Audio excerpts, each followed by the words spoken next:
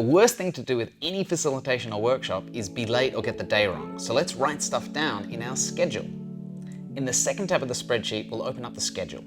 There are a couple of standard ways to do this. One is note out the session times you want and then find people to fill them, or find people and when they can attend and then build sessions around them.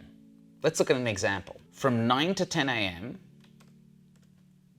on Wednesday the 10th, Alice Robbins, who's a volunteer, has been booked in, has given us our email and their mobile phone number. We've sent them a confirmation email and we've sent them a calendar invite, so we're absolutely certain they'll turn up. We've also got a note that Alice needs wheelchair access, so we're going to make sure that that happens. If we throw in John and Jacinta, we get enough for 1 day worth of work. And there are a couple of options here. We can either book 3 people in at a time to do a group session, or we can give them their own times. So we might have Alice from 9 till 10, and then Jacinta from 1 till 2. Notice how we've given at least an hour for each session and an hour between to digest the results. If you're super fast, you might be quicker than this, but the worst thing in the world is to have people waiting around while you're finishing previous sessions. Another option would be to book them all for the one session. This can be really productive, particularly if you've got a good mix of people in your group. We generally like to avoid stuff like gender and age when we're doing this kind of thing, but it can be really useful to ensure that you have a good diversity of people in your focus group. Having really different voices in the room means that we're going to hear lots of different ideas about how we could have laid stuff out. When you digest all of this information and actually use it to take action, you can actually throw away a lot of this identifying information. So you might want to get buyers of your product and sellers of your product, partners for the brand and completely fresh users, all in the room together. Because remember, we're going to have one site navigation for the whole thing, and we can't actually break it out to service those different users. In huge sites, you might be able to do that, but generally, diversity wins. Once we've sent a confirmation email to Jacinta, we'd mark her as yes, and same deal with the calendar invite.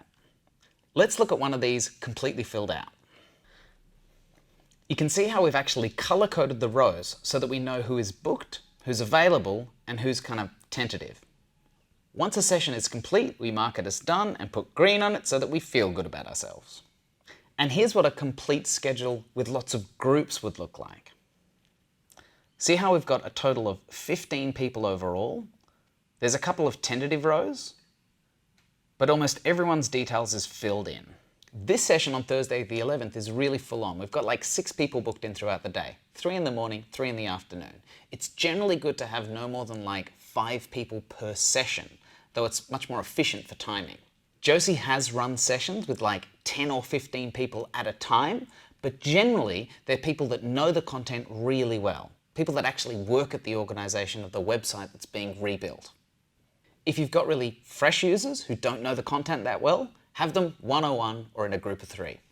Notice how we've left an entire hour for each session.